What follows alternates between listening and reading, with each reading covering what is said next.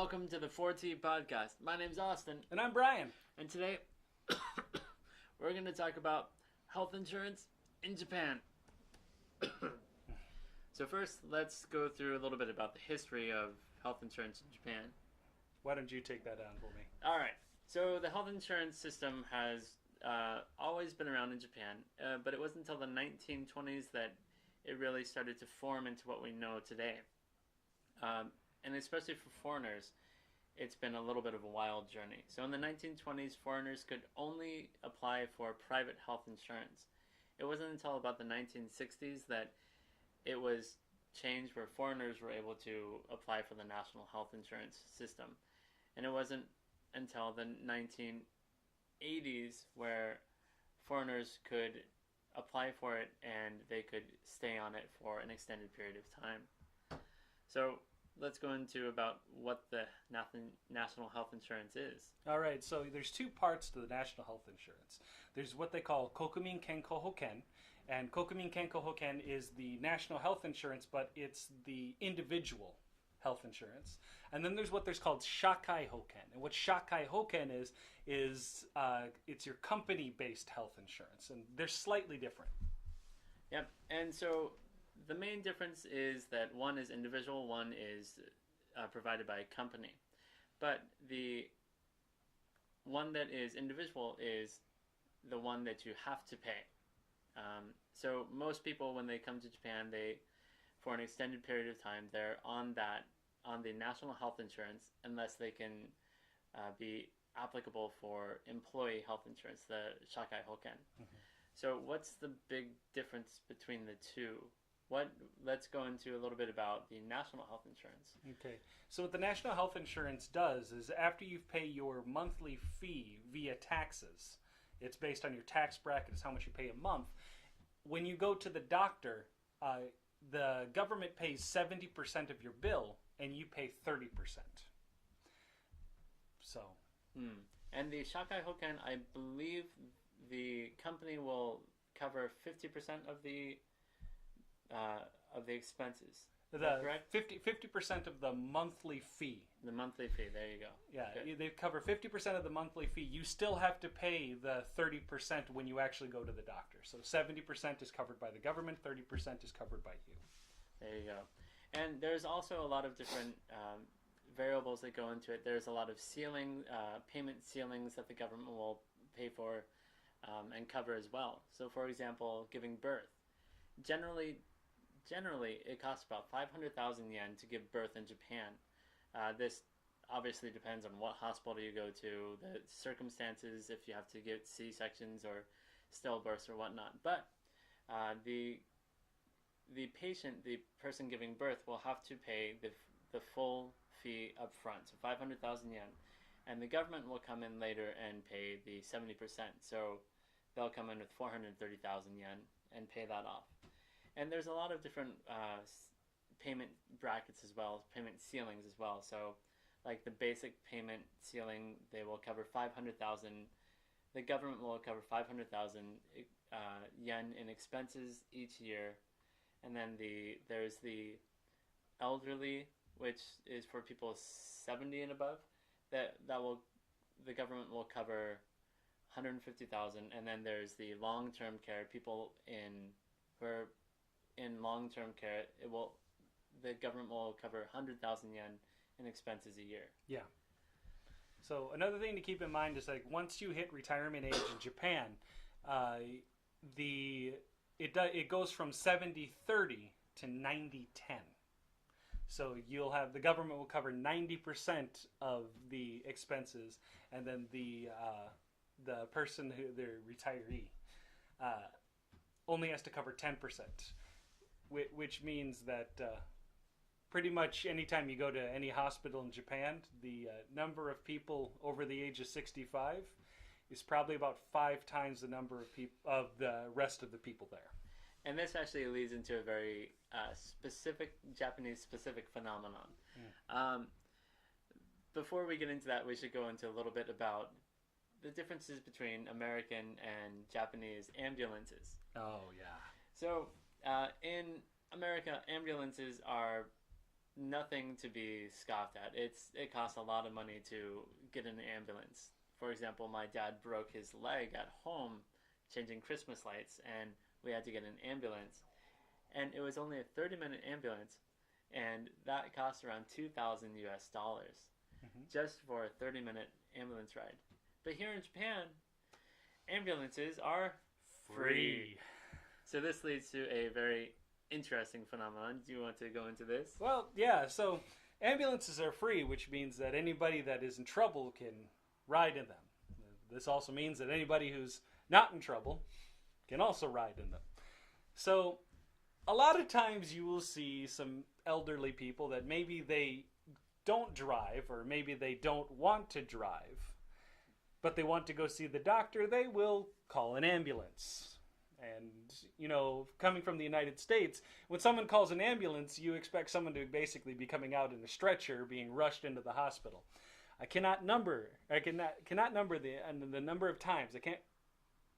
I can't count the number of times that I have actually seen the ambulance pull up, they open the back doors, and you see an old man or an old woman with a cane literally get out of the back and walk into the hospital. Yep. Yeah, I can't. One of my neighbors, he's elderly man, perfectly healthy. He would call the ambulance like 2 or 3 times a week, just because he either felt a little sick or he was just lonely. So he called the ambulance. And so this is actually a topic of debate. I know with politicians who want to make the ambulance not free. They want to start taxing it, but it's something that hasn't changed in the past 10 years, and I don't see changing much. No. Yeah. No. So, but considering that the largest group of constituents inside Japan are people over the age of 65, I don't think this is going to change that much. Yeah, I don't think it's going to change at all. But so when you get in the ambulance and you go to the hospital, the next thing you have to go do is see the doctor. And so seeing doctors in Japan and seeing doctors in America are a little bit different. So when you go to America, you go to the doctor and they will throw every little piece of medicine they can at you to solve the problem right away. But how about in Japan? Well, you might need to come back 4, 5, 6, 7 times. As a matter of fact, my son has had this perpetual ear infection, and we're supposed to go to the doctor. The doctor, we saw one doctor who all he did was give us a different medicine every week that we came, and was just a different antibiotics every single time that we came, and wouldn't talk to us. Just basically say, give him this medicine, come back in 3 days. Yep. Is basically what they said. That happened for 2 months. And then it's just clearing up now, and after 5 months, they finally decided to put tubes in his ears. Basically, he had like, what is it, that water in the ear kind of thing for a long period of time, and I don't know, it was really irritating. I got really frustrated going to see the doctor. Yeah, going to see the doctor can be a little bit of a, well, especially if you're a parent, it can be a little bit, you just want to jump through the glass and yell at the people, because it's a little bit of a pain in the butt. Both of our kids have been sick, and they get medicine a lot. My kid has asthma, and she's too young for the inhaler, so we have a long list of medicines we take orally. But I think that's because the medicines in Japan and the medicines in America are a little bit different. What do you think? Yeah, well, one thing that my wife works at the Ishinomaki Red Cross Hospital. Oh, okay. Okay, so a couple of her friends are doctors. So when talking with some of her friends, what they say is that the medicine that they prescribe in Japan, and just a little FYI, usually most antidepressants are not allowed in Japan. Most medicine, whether it be pain medicine, whether it be antibiotics, all of it caps at a person whose weight is 60 kilograms. So if you get pain medicine, it's only for somebody who weighs about maybe 60 kilograms at max. So for me, I weigh about 100 kilograms. And about 4 years ago, is it 5 now? 5 years ago?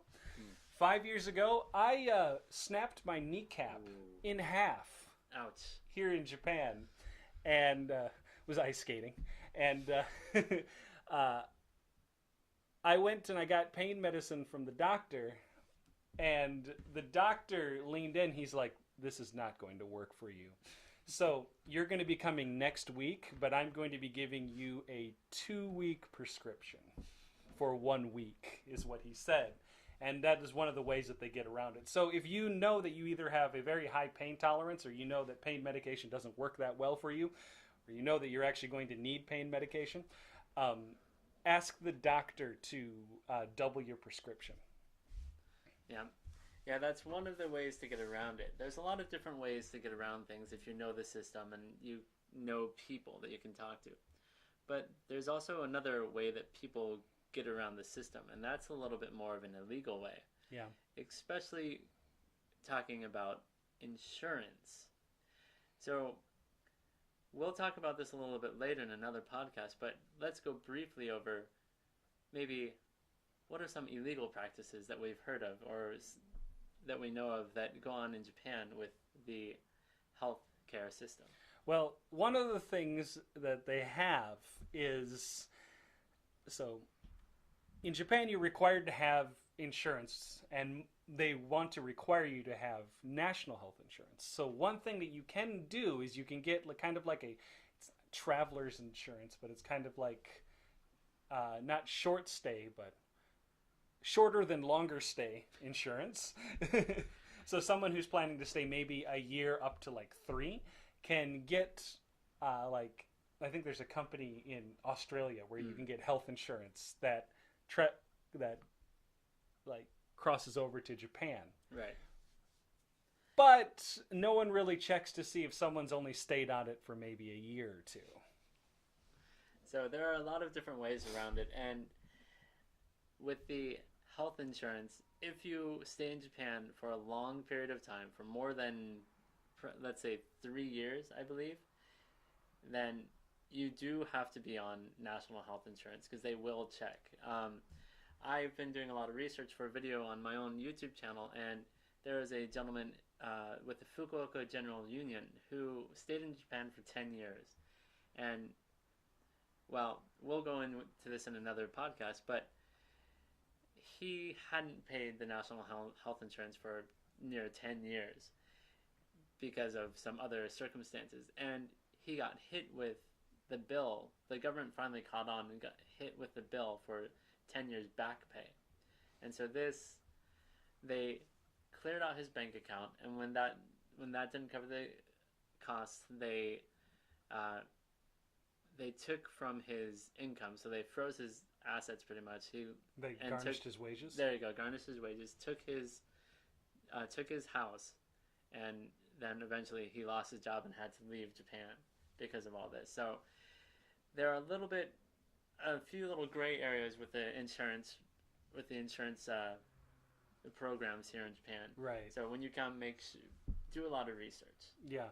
One thing to also keep in mind is that if you have the national health insurance, the Japanese national health insurance, any injury, any problem, anything is basically covered. If you have the insurance from, let's just say, like an outside source like that one from Australia that I was telling you about, if you put yourself in a situation where you have a likelihood of getting injured, let's just say doing martial arts, the likelihood of you getting injured is very high. If you get injured doing that, you're not covered. You pay the 100% yourself. Yes. If you take up surfing and you get injured, you pay the 100% yourself. If you're out walking in a park with your dog and you fall, they cover that. Yep, it's all very gray, and so it helps to know what you're getting into, and do a little research on it. Now, one thing I will say about the national health insurance is even if you don't pay, even if you don't pay, you can apply to get essentially kind of a welfare stipend.